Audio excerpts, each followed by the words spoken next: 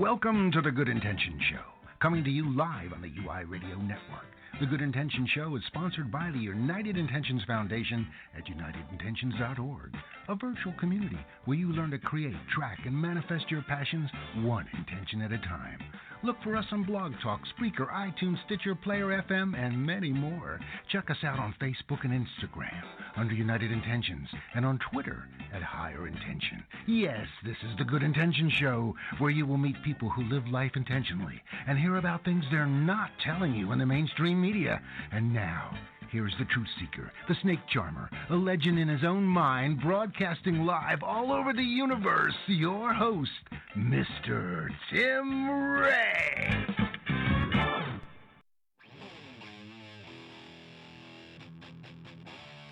Welcome back to the Good Intentions Show. I'm Tim Ray, your host, and I should say my co-host. I'm co-hosting with the one and only Mark Stephen Puller. He's with me today, and we have an incredible guest for you, Jose Flores. He's going to be talking about, does our past define our future? Can we create whatever future we want? Are we destined to make the same mistakes or live in the past? So stay tuned, guys. Start sharing this now. Get it all out there. FM listeners as well, WDJY listeners. Dial in. Get your friends dialing in. In addition to, go to our app, uimediaapp.com, uimediaapp.com. Not only is it an exclusive place where you could hear information, but also uncensored. You know, it's crazy days these days, Mark. Mark, isn't it, Mark? Crazy days? The censorship going on, what you can do and can't do. What's been your experience? It really is. I've had posts taken down on Facebook if people haven't liked what I've been saying. I suppose it's there for safety in one respect, because I have had problems with fake accounts as well on Facebook. So I think to a certain degree some censorship is important, but I think it's going a little bit over the top a little bit. Yeah. You know, one person's censorship is the other person's freedom. So I think it's really challenge. I'm a free market type of guy, Mark. I like basically to let the free market determine what should people listen to, and if everyone's going to one direction, then so be it. If they don't want to hear it, then so be it. But I don't know. That's just the way I was raised. But you know, each to each his own. But bottom line is, we have a place where it can be uncensored and you can speak your truth, a platform for speaking your truth, and that's uimediaapp.com. And plus we got guys, and listen, Otis, make sure you play the video that Suchi did on the Battle of the Sexes coming up on Awaken Atlanta, okay? On the commercial break, one of these moments. Because Mark, I wish you were here. Shannon and I on Awaken Atlanta, we'll be having the Battle of the Sexes. Dina Babel will be on there, as well as Hank Denson. He's a comedian. He's all over the internet. And we're going to be actually having 3 rounds, Mark. Check this out. 3 rounds on, I think it's intellect, Battle of the Sexes, intellect, and then I think it's sex. Yeah, maybe that. And then also we're looking at, I think, kind of careers, things like that. So we're going to see who's going to win. What's your take? Who are you voting for? I think you need to really, really work hard at this, Tim, because I know Shannon packs quite a punch. So really, really get your finger out and really work hard. Listen, man. I think I brought in a ringer. I think Hank Denson's my ringer, and I'm hoping that he's going to carry the show through, because you're right. Dina and Shannon together, they're formidable opponents. So I'm gonna go for the first round knockout. That's what I'm gonna go for, the Tyson blow, and we'll see how it goes. But guys, check us out on Tuesday live here in the studio. We'll have the Battle of the Sexes on the Awaken Atlanta show, 6:30 a.m. Eastern time. But you can catch it anywhere and anytime on our uimediaapp.com or any other the mediums such as Facebook, YouTube, and iHeartRadio, and so be it. So check us out. Don't forget about that. So Mark, why don't you bring us in and share with us our very special guest today, Jose Flores, and tell us what he, tell us a little about him, and then we'll have him speak for himself. Firstly, I was introduced to Jose by a friend named Daniel Puder, and he said to me, "You must interview my friend Jose." So I have had the pleasure of interviewing Jose already. He's got the most incredible story. He's so strong, got a great mindset, but the way he helps others is just unbelievable. He's an international motivational speaker, author, and global mindset disruptor. Jose, welcome to the Good Intentions Show. Man, thank you for having me. Thank you for having me, man. I'm super excited to hang out with you guys today. We're excited too. Yeah, Jose, this is wonderful. I mean, you're a motivational speaker and author, and you're working on your third book. You're going around and you're talking about how your past can't define your future.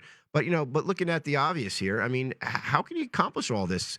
You're in a wheelchair, and you're unstoppable here. Explain to me what happened, why you're in a wheelchair, and how that's not defining your past.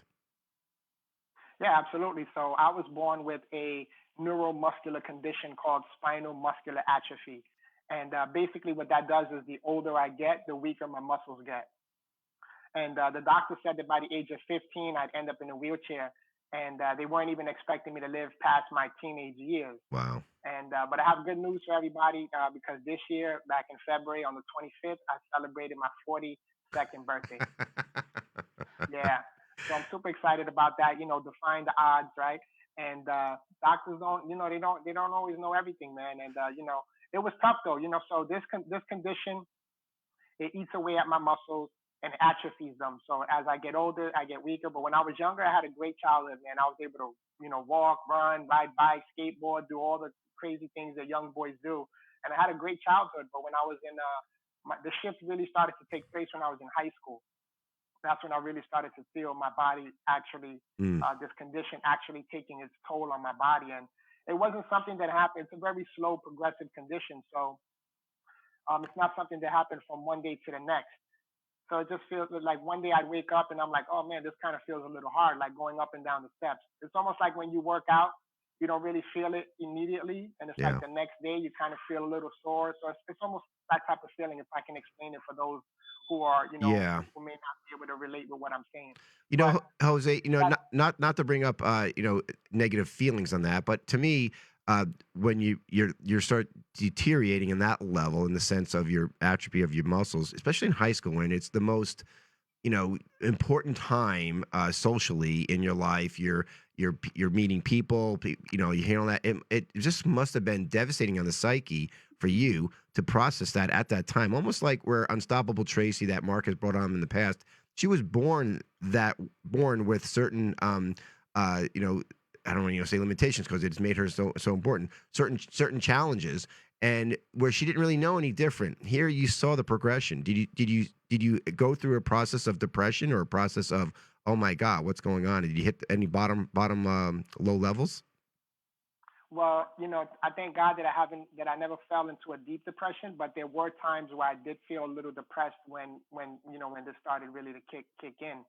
And that's why I coined myself the mindset disruptor, right? Because as I got older, and every phase that my body went through with it going through its process, I not only had to learn how to adapt and adjust physically, to learn how to do new things and figure out new ways to do things, but I also had to learn how to adapt and adjust Mm. mentally as well, to be able to deal with this new level of decreased mobility.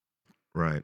Well, I mean, that's intense. And I tell you what, people who learn through pain seem to have the most to offer others in the process of, this is how you can learn through love, right? So, what are the lessons you learned going through this process, the physical process, that you have helped transmute it into what you're doing today? Man, one of the main things that I've learned is that you can do and accomplish anything that you put your mind to do. Because I mean, we hear it said a lot, and we hear it, a lot of people say it all the time, like the brain is a powerful thing to waste. But and it kind of just sounds like redundant because heard it in school and we hear it all the time, but it's a really a true statement, because it's mind over matter. We've heard that too, right? And it's Mm. like when you Yes. put your mind to something and you really start to shift your way you're thinking, shift the way that you perceive things, shift the way that you look at things, that's when the magic happens, man. That's when true transformation begins. And that's when you're able to start living the life that you truly want, because you see it in your mind, your thought patterns have changed and your perceptions have changed. And now you're seeing in your mind what you want to be your reality. And so subconsciously, your subconscious mind starts to go to work. Yes, exactly. And Mark, it's interesting because you may not have the physical limitations or physical challenges as Jose has, but you gone through your own dark side and shadow work, throughout your time here. Can you see what you identify with Jose with? I definitely can. I can only imagine at high school that being really challenging for him. May I ask, Jose, how was high school? How did that affect you? Were there any problems with bullying? Was it a good high school experience? Yeah, I thank God again. I didn't deal with too much bullying. There was, uh, certain little some occasions, but it wasn't really that crazy because I was telling your team before we got on that I was born and raised in the Bronx, New York, so I'm a pretty tough cookie. And I wouldn't have. Whereabouts, Jose? Well, I Cedric moved around Avenue. a lot. Where? Oh yeah, I know Cedric Avenue a Yeah, lot, but I grew up that's in where the I was Castle born. Hill area. Okay. Yeah, yeah, I grew up in the Castle Hill area, and then I moved to Rosedale and Lafayette, which is the South Bronx area, Soundview area, Yeah, and Jose, you have that kind of Mike Tyson bad self sound to you too, you know. So that alone, I think would intimidate some of the folks out there to not mess with you in high school. you yeah, know. yeah. And I had some really good friends, man, that I'm still friends with to this day. That they would always have my back. That wouldn't allow any of that type of stuff to happen to me, Right. and they really protected me. And I'm just grateful that I had those friends in my life. Like I said, I'm still friends with them today. 20, 23, 25 years later, and we're still hanging out. Our kids are hanging out together, so it's really a good thing. But yeah, it was difficult because in high school you're really trying to find yourself. You're really trying to fit in and figure some things out. And I couldn't play sports, which is a big thing in high school. I couldn't play sports because I couldn't run fast. I wasn't that agile. Even though I loved sports when I was younger, I did used to play baseball and basketball. But as my body started getting weaker, I couldn't really do those things. Right. But it was difficult. So, but I just pushed through, man. My whole life, I just thank God that even through my down times where I felt woe is me, and I felt sorry for myself, and I was always questioning like, why is this happening to me? Why do I have to go through this? I felt like I was never given a chance at life because I was born like this. It wasn't something that happened by accident. I was born like this, and so of course, my question is going to be, why me? Right. Why is this happening, right? Right. I felt like I didn't deserve this, and all this type of stuff. So when I had those down times, man, I just thank God that it wasn't too long of a downtime to where you really start to get into that dark depression state. Maybe it lasts a day, maybe two at that, and then I'm right back up at it with my personality and my positive stuff, just trying to push through and figure life out. Was there mentors for you back then? Was there folks, a certain person that was always, just you kind of either fictional or sort of real that you would look up to that would motivate you to keep that positive attitude, or was it something that you just developed within? Yeah, I never really had any mentors in my life when I was younger, to be honest. My parents were really supportive of me, but and it's kind of different when you're dealing with family than it is with outsiders. But my parents were very supportive. My siblings were supportive, but I never really had a mentor in my life that I could relate to, that could help me get to that next level. But I think that positivity and that just that mental resilience and that mental toughness was something that I was born with, along with this condition. So I thank God I was born with both, because growing up, I was pretty tough minded, pretty resilient, and I always knew that I couldn't give up, man. I always knew that I couldn't give up. Wow, Mark. I mean, I know we're probably going to go to break here in a minute here, but I mean, talk about powerful within to go that with not having a mentor and to stay positive with, especially with that type of physical challenge you got coming on. It's amazing, isn't it? It's just great to hear that he had such a great mindset from a young age, because I was very different. It was when I was 30, I really started working on my mindset. So that is just great. If anyone would like to ask Jose a question, please give us a call, or even if you want to say hello, 678-495-4345. We're just going to go to a commercial break. We're talking to Jose Flores, international motivational speaker, author, global mindset disruptor.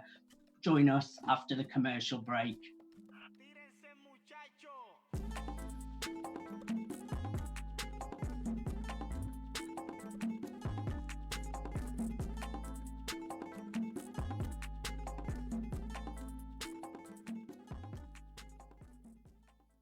Hey guys, I'm Shannon McVeigh. I'm Tim Ray. And we are Awaken Atlanta, here to tell you that on November 26th, we are going to have the Battle of the Sexes. Dina Babel as my partner. And I have Hank Denson, a comedian, as my partner. And we're going to do 3 rounds of nonstop differences between the sexes. And I think we're going to take these ladies. I think he's lying to himself like always, but make sure you guys tune in and also share this. Get the word out. See you there.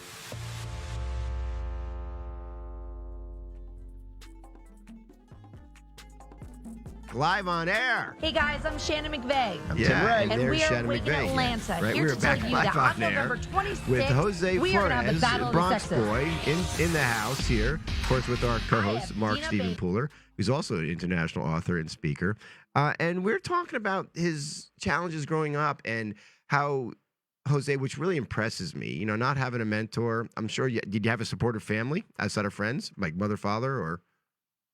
Yeah, absolutely. Yeah, Okay. They did definitely support me. That was a big help. Yeah, and that was probably big mentorship you had with you having your family there. And then, but then to go within yourself and find that, you know, the power of within, not to dwell on why me or woe is me, why I was born this way. You know, I know you gone through that, but you didn't stay there long, as you say. And I guess you realize, well, you know, I'm also, one thing I can do is shift my perception. I may not be able to get out of the wheelchair and go running again or whatever it may be, but I can shift my perception on how I perceive. That's something that people can't take away from you, can they? No, absolutely not. Absolutely not. And not only, you know, and I say this a lot of times in life, you know, there's a lot of things that we can't control, but some of the things we can't control is what we think, what we speak, and what we believe. And like you said, you know, I couldn't do a lot of physical stuff, but what I can do is shift my perspective. And that's what I started. That's what I had to start realizing if I knew I wanted to live a fulfilling life. Because when I was younger, I'll be honest with you, when I was younger, I thought I was just going to live an average Joe life, doing average things, hanging around average people, and just living an average life. Because of my condition of being in the wheelchair, I just thought that, hey, these were the cards that were dealt me, and it is what it is. There's nothing I can do about it, so I'm just going to have to settle here. And it wasn't until I really started to understand and develop that mindset, like, wait a second, I see other people with, you know, similar situations or stories of tragic things that have happened that are making things happen. I'm like, hey, listen, if it can happen for them, then it can happen for me too. What are they doing that I'm not? And I just started figuring out that it was the mindset. I had the wrong mindset for so many years. And when I started switching it up, that's when you know, the magic started happening and things started changing. And I started changing my my circle of influence, started listening to different types of music, and started reading more and listening to podcasts and watching YouTube videos. And man, when I got hooked to that stuff, that's when my life just took off. Well, you know, that's wonderful. And what age was that about when you started really opening up to more outside of your immediate surroundings, and you just started using your imagination to go deeper, higher, and more, like I said, with more people who could be more uplifting and you know, and paradigm shifters for the most part. Absolutely. That happened for me like in my late 20s, early 30s. So it took me some time, like Mark said, you know, it took some time, but it was my late 30s, late 20s and early 30s. So when that came about, who did you look up to want to be in their circles or be influenced by? Who are some of the folks out there that were your mentors at that point? Yeah, so I have a over 20-year corporate America background, right? Because I thought that's all I'd be good would be with is a desk job, laptop, mouse. I'm good because I can at least move that much. So I have over 20 years corporate America experience, and but at the time, you know, I moved from New York to Florida, and I didn't have any friends. I didn't know where to go, and I was still able to walk. I was still driving when I moved to Florida, but it was already starting to get kind of like really bad for me to walk on my own. Wow. So I just started going to church with my mom, man, just to get out the house. And my faith in God, that really helped me a lot as well. And then so my pastor was a mentor for me, and he started, you know, just speaking life into me and positivity, and just going through that cycle. And then working corporate America, even there, I'm like, man, I'm still not satisfied with this. I've worked my way from the bottom up all the way up to managerial position, and I'm like, man, this is just, I just feel like I'm not being, you know, I'm not able to make the impact that I know I could and should be making, you know, here in this cubicle. And so I started looking into motivational speaking on YouTube, and I came across the man who today is my mentor, my friend, my coach, and he's one of the world's top leading motivational speakers. His name is Les Brown. I don't know if you've heard of him. Yeah, Yes. Les Brown lives right here in Atlanta. I think he may be coming on our network here soon. But Les Brown, is he not just phenomenal, man? You fell upon him and everything changed, hasn't it? Didn't it? Changed my life completely, man. Changed my life completely. He, the book, my second book that I wrote that I just released last year, he did the forward to that book for me. I went on tour with him to several cities, and I mean, he's just an amazing dude. Like, I met him one time at an event. I gave him my information. He literally called me the next day, and ever since then, he put me under his wing, and we've been working together. And Wow. it's just been that's been life changing. Yeah. Amazing. Yeah, isn't it amazing, Mark? I think about that. Les Brown and the people he's touched. You know, I haven't had a chance to meet him briefly a couple of times, but he is such a powerful energy around him, you know? And it's amazing how many people he touched and has touched. And it's almost amazing how many people, because of that, how many people you two touched. And it's almost immeasurable. I was talking about that with a friend of mine that, you know, just the slightest decision you make. And when you're creating positive and using positive intentions to create these connections and then to learn something and take away from that, and then you share that and use that to help other people to have positive intentions and to move forward, leveling up, as they say. You really can never measure the impact you have in somebody's life. You can't. I mean, it's that one moment, that one decision. There's no even a conscious connection between it. Changes them because of the frequency vibration that's moving in that direction. So, Jose, think of the folks that you affected now, because you have been infected with positivity and love and connection and hope. So what are you doing right now, and how are you making impact in people's lives? Man, I'm doing a lot of stuff right now. You know, my main thing is I speak to corporate America. I do a lot of business conferences and their annual summits and seminars and things like that. I speak on several different topics that are beneficial to the corporate arena. But I also do. I also throw my own events. I have an event that I just threw last month, actually, called the BOSS event, which stands for the Business of Speaking Seminar. BOSS. And that's been amazing. That was my second one that I've done, and my goal is to do those more often. And what else am I doing? I'm writing books. I'm writing articles. I'm a contributor to a lot of large publications such as Entrepreneur, Addicted to Success, Thrive Global, and a couple others. So what's your flavor of the books you're writing? I mean, you said you're writing a third book here, and what's that book on? That book is going to be it's a marriage book that my wife and I are writing together. It's called What Real Love Looks Like. Oh. Well, hold on. So you're writing a book with your wife. Boy, I hope that works out. I can imagine doing that.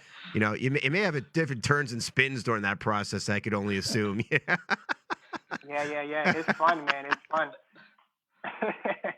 And, you know, the funny thing is that, you know, when you follow my wife and I, or you follow her or me, or both of us, you'll see it's just the love that we show and we share for each other. You can tell that it's genuine, it's authentic, it's real. And there's a lot of marriages that are out there that are struggling and hurting and every day putting on masks and hoping things were better. So we realized that. So we wanted to bring that to the marketplace. Right. Just like as a beacon of light, you know, a little glimpse of hope. If we can help repair marriage, then that can potentially save a whole family from becoming, you know, separated. And we feel like there's a strong. That's wonderful. And when did you meet your wife?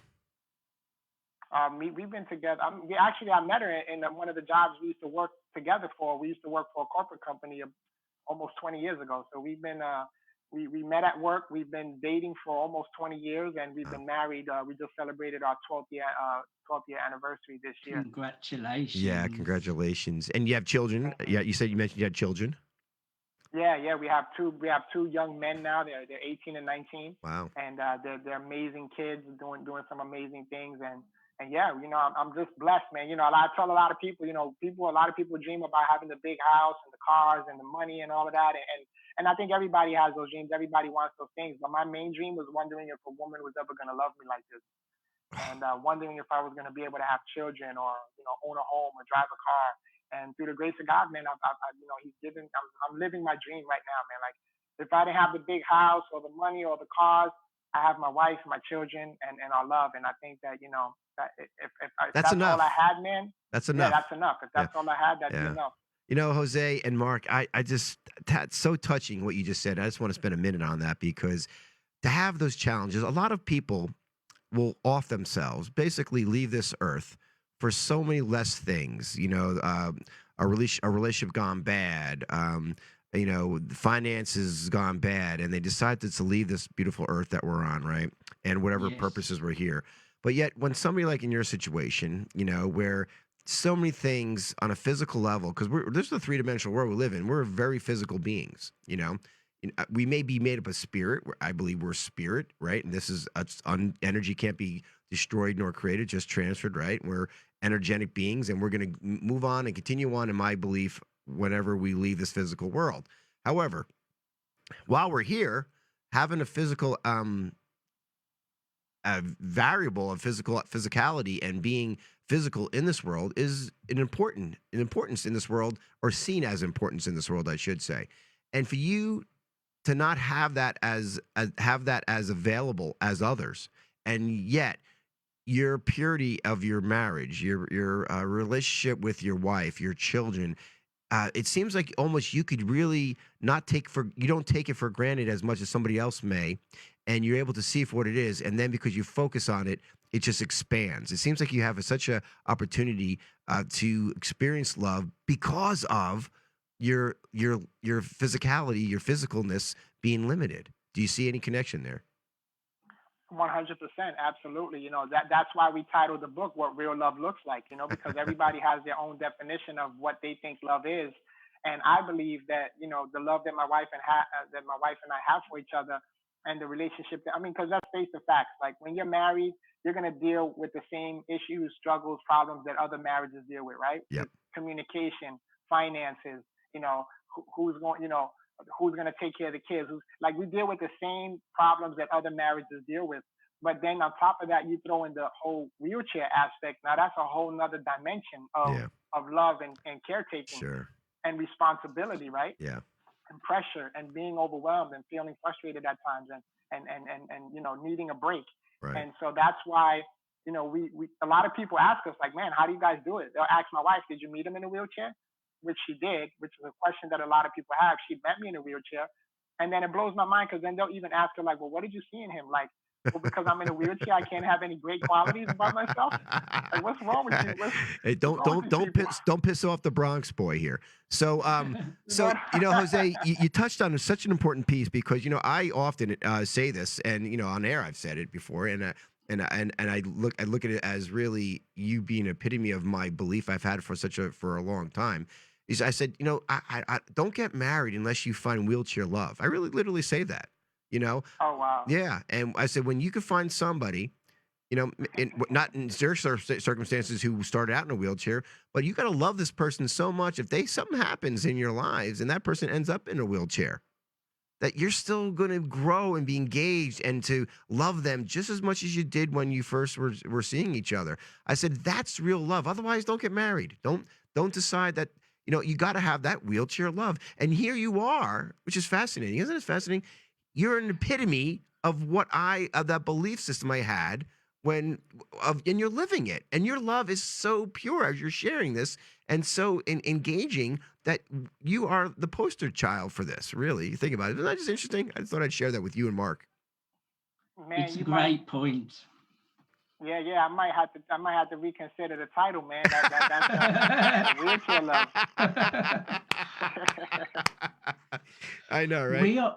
We are just about to go to a break, Tim. I mean, what a show so far. We've talked about overcoming obstacles, overcoming challenges, relationships, wheelchair love, mindset. Today, we've been chatting to Jose Flores, international motivational speaker, author, global mindset disruptor. And when we come back from the commercial break, we will pick up from where we have left off. Join us after the break.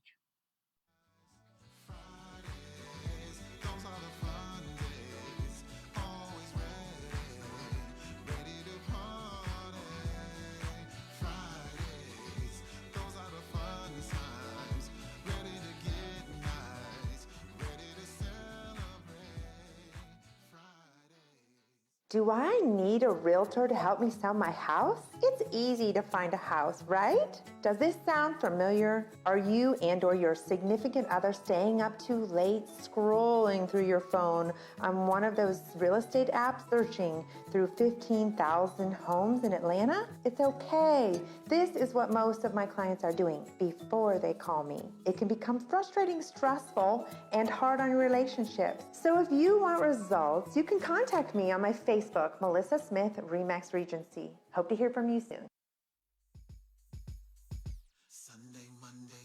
All right, we are back live, guys, on the UI Media Network on the Good Intentions Show. I'm co-hosting with the one and only Mark Stephen Puller, excuse me, who's also an international author and speaker. And we have our special guest, Jose Flores. He's also an international speaker and author, and he's working on his third book about marriage. And we were just left off talking about this wheelchair love, right? This nothing really matters other than that spiritual love. So you mentioned God before, so you opened up the gateway, Jose, for me to go there. So we're going there, right? So this is where I've grown, because when I was younger, in my 20s, young and dumb, as they said, you get lost into the physical world of this three-dimensional place here, and all the shiny objects from the opposite sex or the same sex for some people, to the cars, the jobs, and all the stuff, that career chasing, as you went through as well. It's just amazing to me as you get older and you realize, this is not the real reality we live in. This is just a little fragment of a bandwidth of a 5-sensory reality that we see. And there's much more beyond the veil. I call that our spirituality, our connection, our source, whatever you may call it, God. Some people call it Jesus, whatever it may be. To me, it's something beyond our 5 senses, right? So how has this understanding of God in your life leveled itself up to be a highest priority, if it has, over everything else in your life? If I'm being too presumptuous, just let me know. Yeah, no, absolutely. You're 100%. For me, God is my number one, even above my wife. He's my source. He's my reason for being. He's the reason why I'm here. He created me. And, like I said, when I was younger, I used to think like, if he created me in his perfect image, to me, this wasn't perfect. So I was upset with him. I was angry with him. I was like, man, you did this to me. I hate you, man. And when I was younger, I didn't want to have anything at all to do with God, and it was because I didn't have an understanding, right? Our understanding is limited. We have limited understanding of things that happen on this planet. Right. And so we may not know what the answers to those until we meet our maker. And so just me believing and going, like I said, I started going to church with my mom when I was younger and just trying to figure things out. And it's just like things started to make sense. When the pastor was preaching, he would say certain things and things just started to click in my head. And, there's a time for everyone, right? Everybody gets saved if you're in a Christian faith or you come to your realization. Everybody comes at their own timing, right?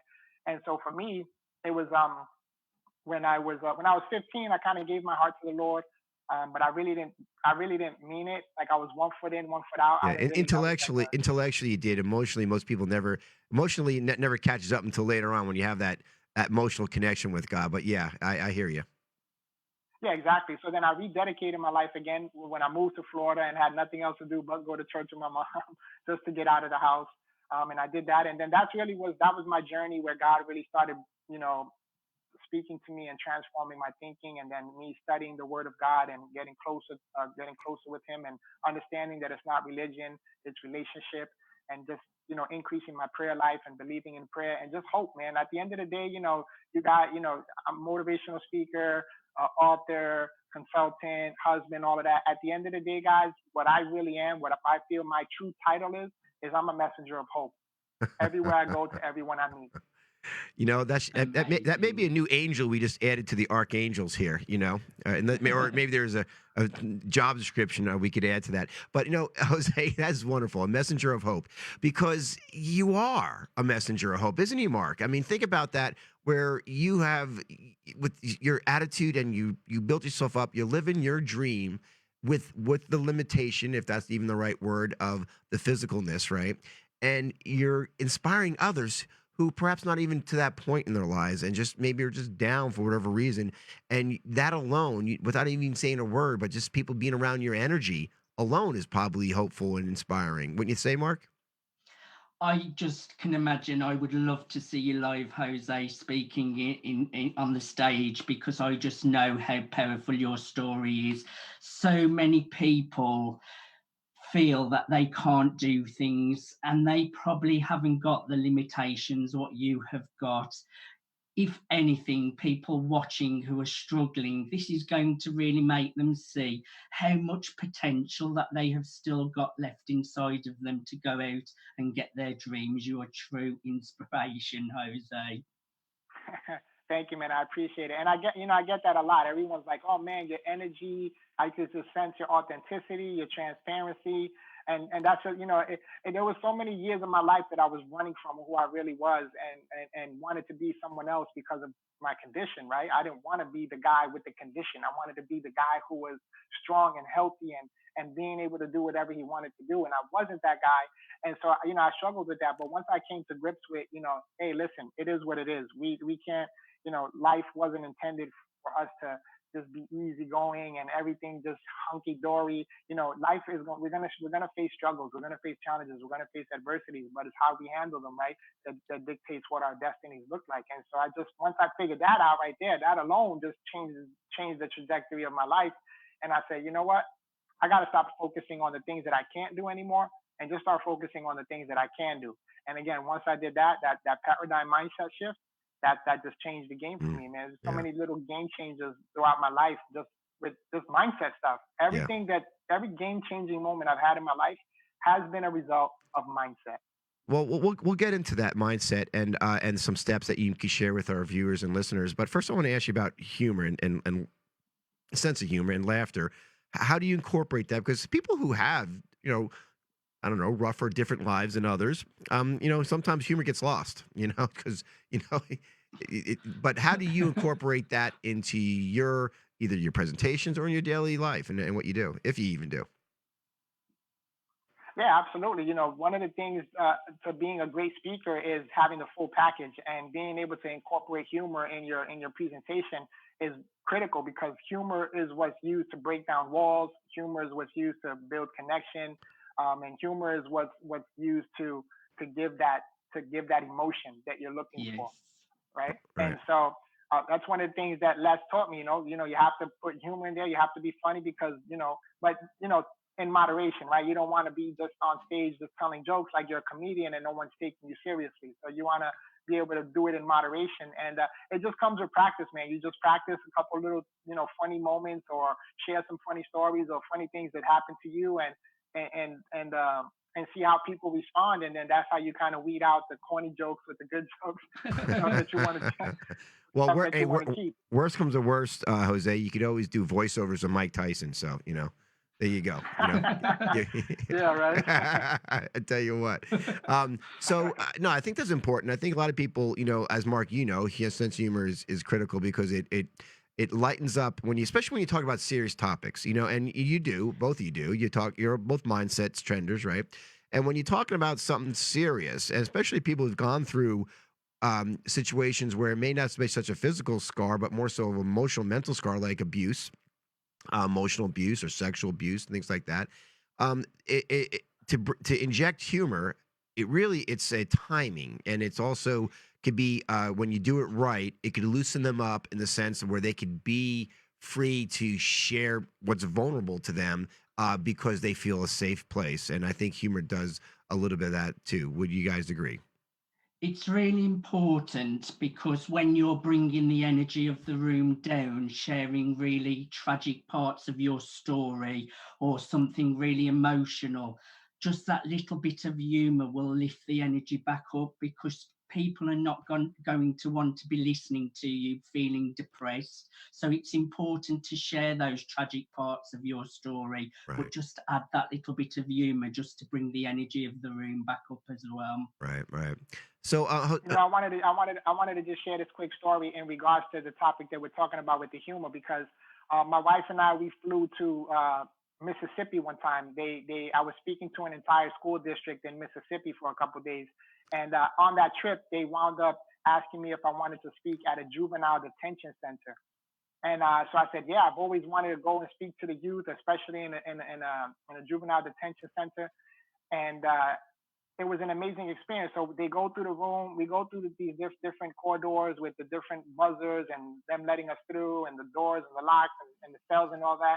And we get to this big like classroom type of room, and all the kids are there. There was like maybe 15 boys in the front, and then there was like a little breakaway, and then maybe about four or five girls in the back. And man, I was sitting in the front of the room, and I'm looking at these kids, and they're looking at me like stone cold killers, man. I'm like, whoa, it's sick in here. So I started to talk, and I started sharing, and I can see like some of these kids, man, they no facial expression, no emotion, no nothing.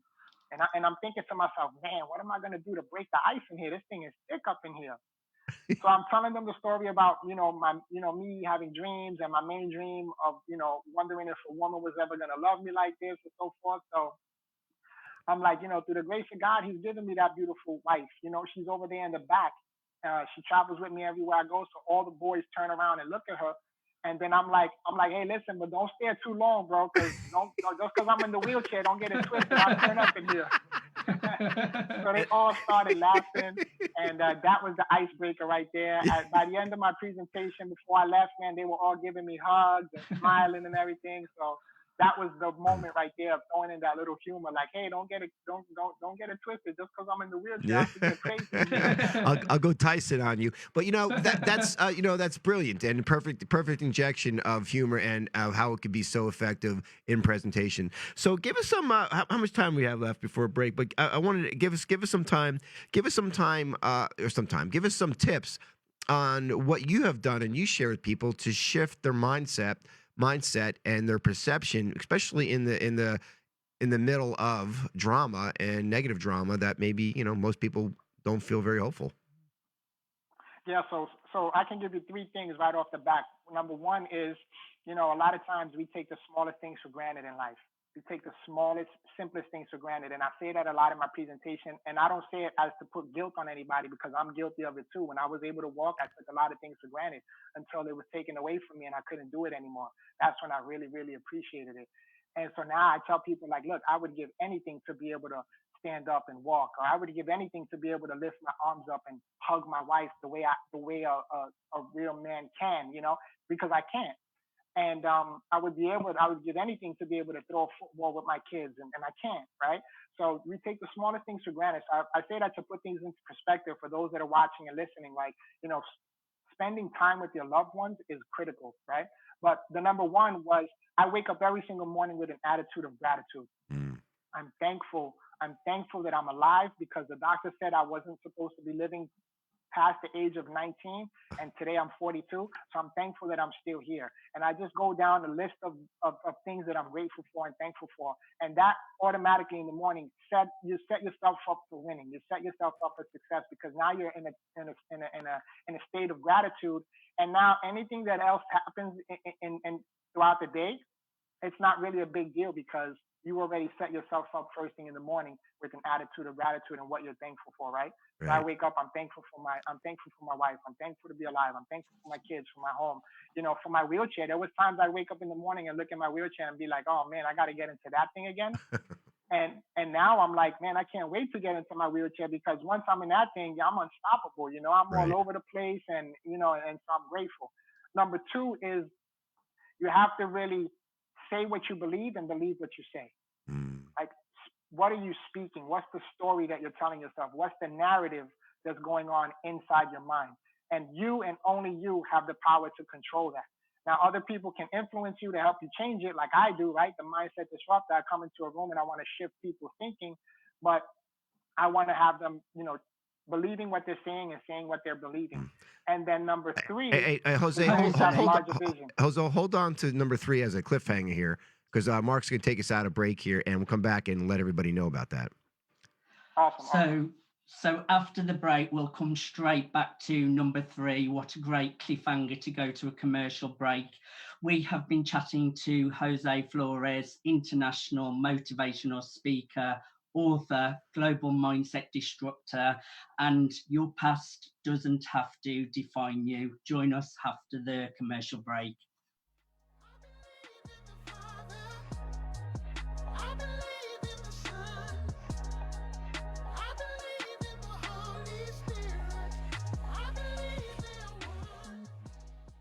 Hi, I'm Monica Bay, also known as the Healer in Heels.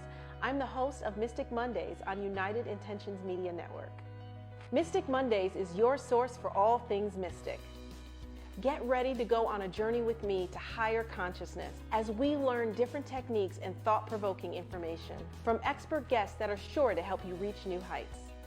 Tune in live every other Monday at 3 p.m. Eastern Standard Time.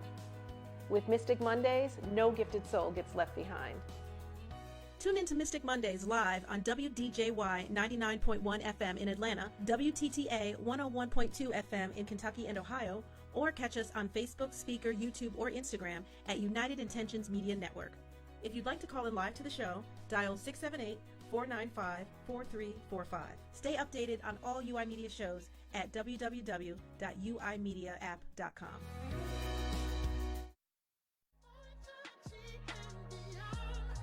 All right, we are back live with Jose Flores. He's an international speaker and author, along with my co-host today, Mark Stephen Pooler, who's not only a good friend but also an international author and speaker. And so this is just fascinating story. I just look back and I think, God, like so far you said we're talking about 3 tips, and the first one, you talk about being grateful, right? And to have a mind shift when you go from, God, I don't want, and I could see it. I could almost experience it myself, Jose. God, I don't want to get in that wheelchair again, man. Let me just lay in bed. I mean, why do I want to get in the wheelchair again?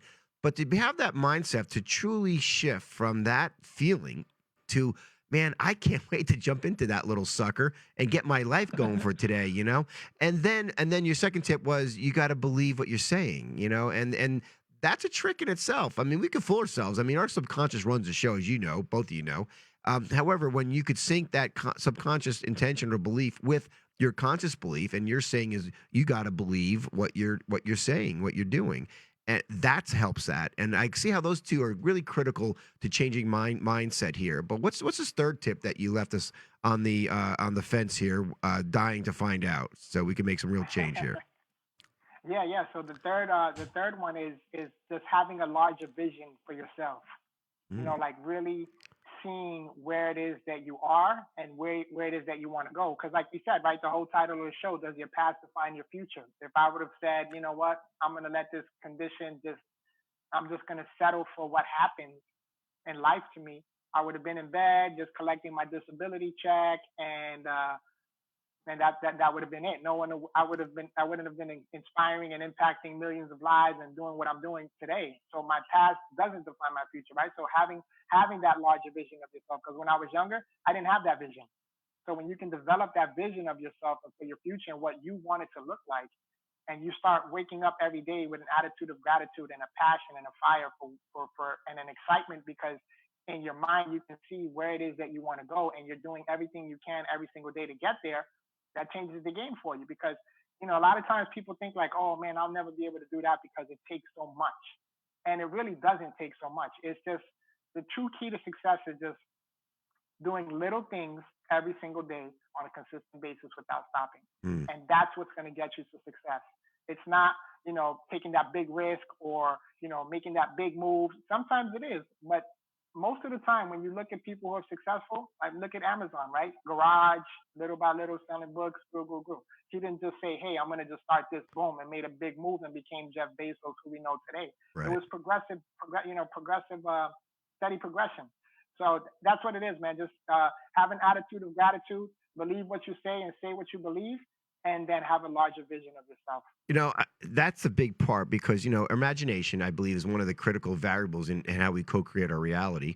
And imagination, as Mark, we talked about in the past, is like, he's just saying, think big, right? But using our imagination to think big, because it's hard to think big if all you see is what you see in that present moment.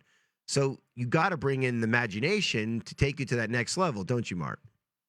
Visualization is so important. I also think meditation is really important. I also find journaling is really good as well, and getting a little bit of exercise. But imagination, everything was created twice, and it was first created in the mind. That's the power of thought. Right. Well stated.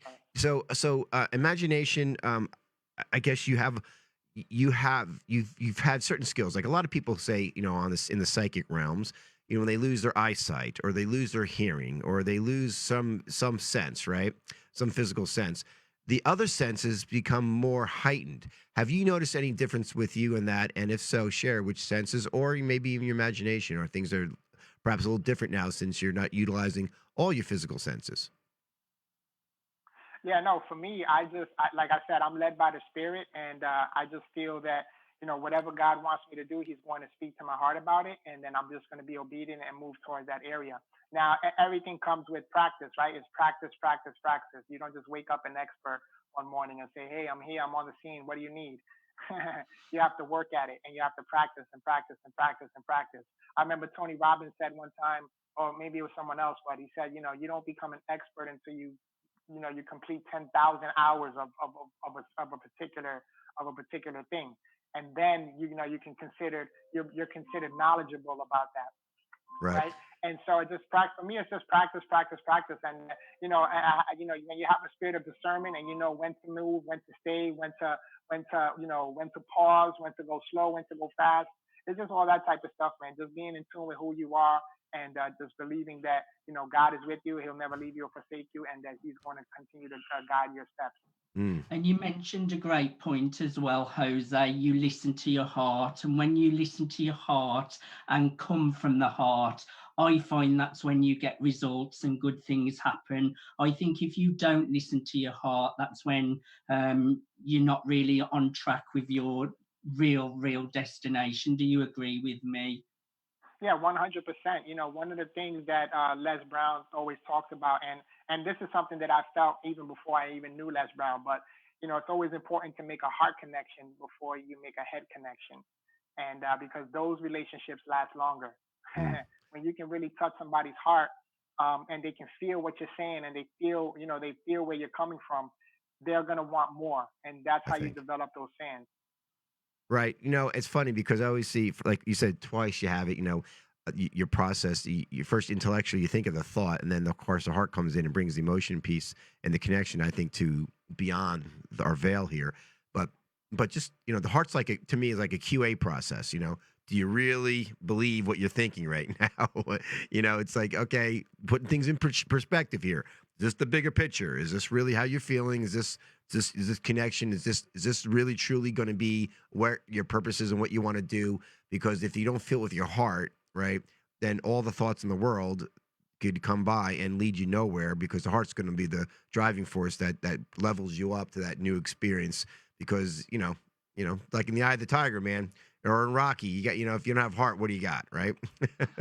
So and when you come from the heart, Tim, as well, it feels good. Yeah. You feel good. Exactly. I mean, it's pretty.